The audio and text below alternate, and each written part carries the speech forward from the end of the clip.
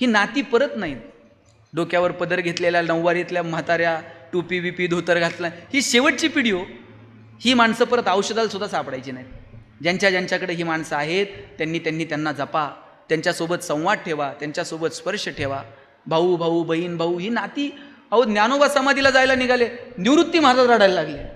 आणि निवृत्ती महाराजांना विचारलं नामदेवरायांनी, का रडता दादा? आकाशात कितीतरी तारे येतात आणि निखळतात, आकाशाला त्याचं दुःख का वाटावं? निवृत्ती महाराज पुढे आले आणि म्हटले, नामदेवराया, ज्ञानाची आणि माझी भेट कालही होती, आजही आहे, उद्याही असेल, पण भाऊ म्हणून हे सगुण रूप परत कधी बघायला मिळायचं नाही, म्हणून डोळ्यात पाणी आलं. काय म्हणायचं या संवादाला? ज्ञानी यांचे ज्ञानी, योगियांचे योगी असणारे ज्ञानोबा ताटी लावून बसले. कुणी म्हणायचं ज्ञानोबांना ताटी उघडा? एवढीशी बहीण पुढे आली आणि तिने आवाज दिला, चिंता क्रोध मागे सारा, ताटी उघडा ज्ञानेश्वरा. अहो, बहिणीनं आवाज दिला म्हणून भावानं ताटी उघडली आणि ज्ञानाचा हा प्रपंच आपल्या समोर आला. ही नात्यांमधली मजा नाही? हा नात्यांमधला आनंद नाही? मला वाटतं हा नात्यांमधला आनंद आम्हाला बाळगता आला पाहिजे, त्याची गंमत आम्हाला घेता आली पाहिजे. जोपर्यंत स्पर्श तोपर्यंत नाती. तुम्हाला एक उदाहरण सांगतो आणि थांबतो. तुम्हाला सुधामूर्ती माहीत आहे? सुधामूर्तींनी लिहिलेला एक प्रसंग आहे. त्यांनी लिहिलं होतं, मी ज्या घरात रेंटनं राहायचे त्या घराच्या शेजारी एक प्राजक्ताचं झाड होतं. त्या प्राजक्ताच्या झाडाची फांदी अशी खिडकीपाशी आलेली होती. अभ्यासाला मी खिडकीत बसले की त्या फांदीवरून हात फिरवायचे. आता त्या फांदीलाही माझ्या स्पर्शाची सवय होऊन गेली होती. मी त्या झाडासोबत बोलायचे. आता ते झाडही माझ्या बोलण्याला प्रतिसाद द्यायला लागलं होतं. कधीतरी पानांची सळसळ ऐकायला यायची, कधीतरी प्राजक्ताच्या फुलांचा सडा पडायचा. पण घर रेंटचं होतं, कधीतरी सोडावं लागणार होतं. घर आता सोडायचं, काळजावर दगड ठेवला आणि झाडाला सांगितलं की आता 2 दिवसांना आम्ही जाणार आहोत, परत भेट होईल की नाही मला माहीत नाही. पुढचे 2 दिवस ना पानांची सळसळ ऐकायला आली, ना प्राजक्ताच्या फुलांचा सडा पडला. ते झाडही जणू हळवं होऊन गेलं होतं. पण जायचंच होतं, सगळं सामान गाडीत भरलं.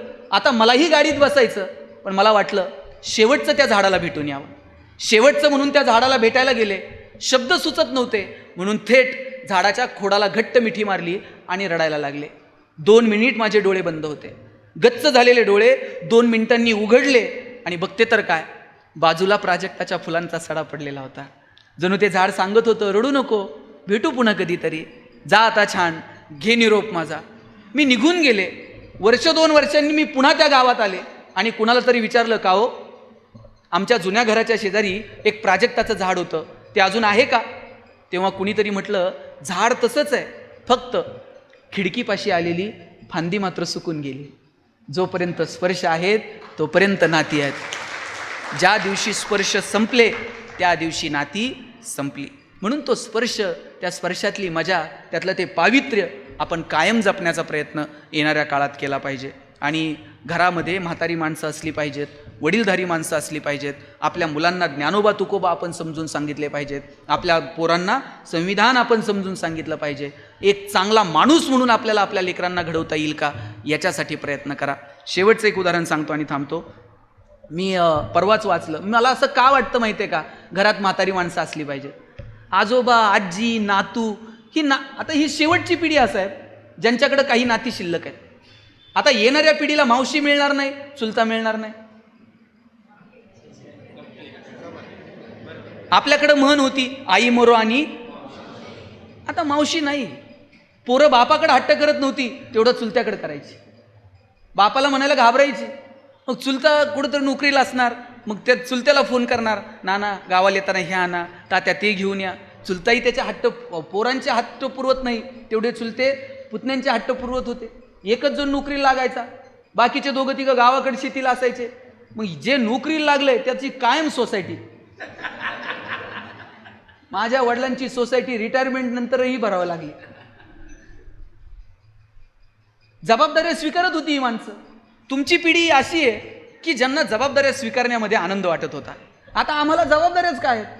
आम्हाला ना बहिणींची लग्न करायची, ना आम्हाला भावांचं कुणाचं शिक्षण बघायचं आहे. आम्हाला एकच फ्लॅट घ्यायचा आहे पुण्यात, त्याचंच कर्ज कर्ज कर्ज कर्ज, हप्ते हप्ते हप्ते हप्ते हप्ते हप्ते, एकच गाडी घ्यायची, गाडी गाडी गाडी गाडी.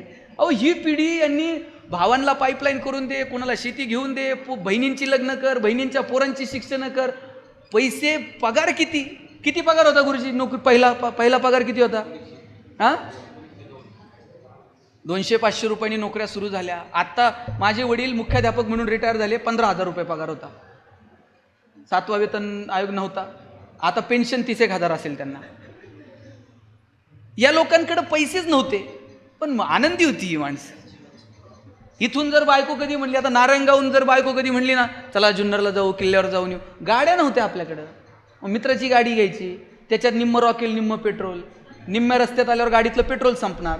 मग गुरुजींनी गाडी वाकडी करायची, टाकीत फुकायचं. टाकीत फुंकणं हा प्रकार फक्त भारतात आहे. जगाच्या पाठीवर कोणत्या देशात हे तंत्रज्ञान असेल असं मला तर वाटत नाही.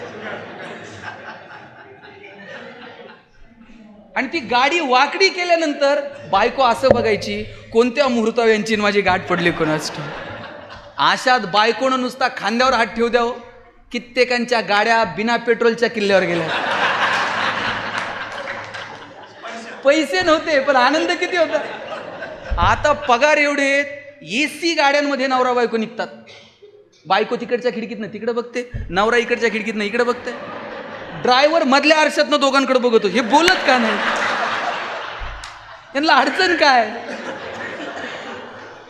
पैसे वाढत गेले पण संवाद कुठे होरपळून गेला हे मात्र कळलं नाही.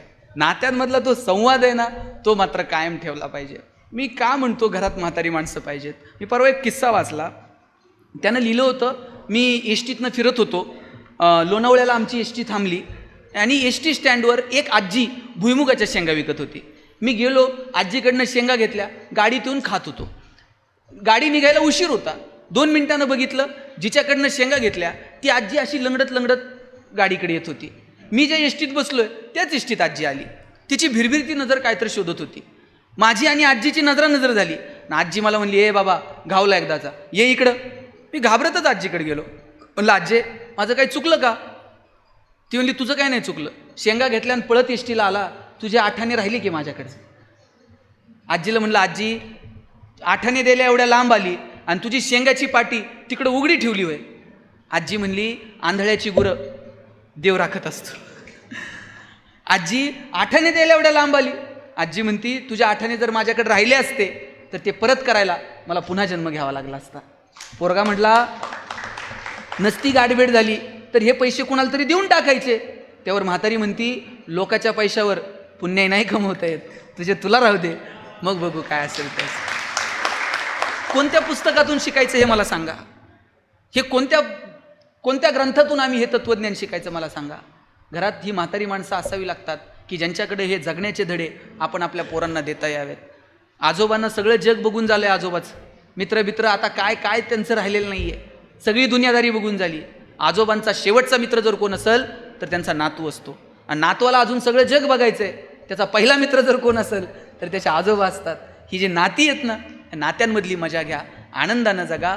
तुम्हा सगळ्यांना तुमच्या भावी आयुष्यासाठी खूप साऱ्या शुभेच्छा देतो. मी प्रत्येक भाषणाच्या शेवटी सांगत असतो, माझे वडील शिक्षक, आमचं घर पत्र्याचं आणि त्या पत्र्याचं सगळ्यांची घरं स्लॅबची, आमचं एकटंच पत्र्याचं. मी आईला म्हणायचो, आई सगळ्यांची घरं स्लॅबची, आपलंच पत्र्याचं का? आई म्हणायची, तुझे वडील शिक्षक आहेत म्हणून घर पत्र्याचं. म्हणलं, शासनाचा GR आहे का? ती म्हणायची, बाबा घर गरम व्हायला लागलं का तुला कळतं, उन्हाळा सुरू झाला आहे. घर गळायला लागलं, पावसाळा सुरू झाला आहे. शेजारच्या स्लॅबच्या घरात उन्हाळा कळत नाही, पावसाळा कळत नाही. खास ऋतूंची ओळख व्हावी म्हणून भूगोल शिकवणाऱ्या तुझ्या बापानं असलं मॉडेल उभं केलं म्हणायचं. काय मजा आहे. मला वाटतं ही मजा घेता आली पाहिजे. पगार किती आहे, पेन्शन किती आहे सोडून द्या. 60-65ला जर आलात, 2च प्रश्न तुम्ही आज सगळेजण आहात, रिटायरमेंट नंतर जेव्हा एकमेकाला भेटाल ना, त्यावेळेस तुम्ही 2च प्रश्न एकमेकाला विचारणार. पहिला प्रश्न, तब्येत कशी आहे, आणि दुसरा, मुलं काय करतात. याच्यापेक्षा तिसरा प्रश्न विचारणार का? बॅलन्स किती आहे, किती एकर आहे, काहीच विचारत नाही. आता सरांना जर विचारलं मुलं काय करतात, एक पोरगा MPSCतून अधिकारी झालाय, पोरगी डॉक्टर झाली, अभिमानानं सांगणार का नाही? हे सांगण्यासाठी मुलांवरती वेळ द्या. स्वतःच्या मुलांना जसा वेळ देता तसा तुमच्या वर्गातल्या पोरांना वेळ द्या. आणि तुमची रक्ताची पोटची पोरं नसतात. यातला एखादा अधिकारी होऊ द्या आणि तुम्ही रिटायरमेंट नंतर भाजी मंडईमध्ये दिसा, गाडी थांबून ते पायाला हात लावतोय का नाही बघा तुमच्या. हे फक्त तुमच्या नशिबात आहे. आणि म्हणून तुम्ही हे सगळेजण आनंदानं कराल अशी अपेक्षा बाळगतो. खूप शुभेच्छा देतो. हसत राहा. आल्यापासून मी दोघं तिघं बघतोय हसलेच नाहीत. ते हसावं वाटलं तरी शेजारी बघणार, तो का हसत नाही.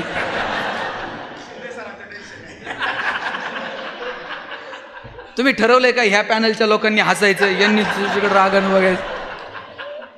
बरं, हसायला काय पैसे लागतात का? माणसाला, जनावरांना आजी हसता येते का? तुम्ही शिनकूर करायला गोठ्यात गेलाय आणि म्हशीनं छान स्माईल दिली, म्हैस म्हणते का प्लीज वेलकम इन गोठा? फक्त माणसाला हसता येतं. म्हणून हसत राहा, मस्त आनंदानं राहा. तुम्हाला आनंदी राहायचंय? किती जणांना आनंदी राहायचंय? ए मागं तुम्हाला दोघी तिघी का तुम्ही राहायचंय सगळ्यांना आनंदी? नक्की? दुसरा प्रश्न विचारतो, आनंदी राहायचंय का आनंदी आहात हे जगाला दाखवायचंय? खरं सांगा. राहायचं असेल तर सोपं आहे, पण माझा दावा आहे आपली गडबड झाली आहे. आपल्याला आनंदी राहायचं नाही आहे. आपण आहोत हे जगाला कळलं पाहिजे, याच्यासाठी सगळी धडपड आहे. लाखो रुपये खर्च करून लोक परदेशात जातात, काहीच बघत नाहीत. त्याच्या डोक्यात एकच असतंय, फोटो काढतंय, स्टेटस ठेवतंय.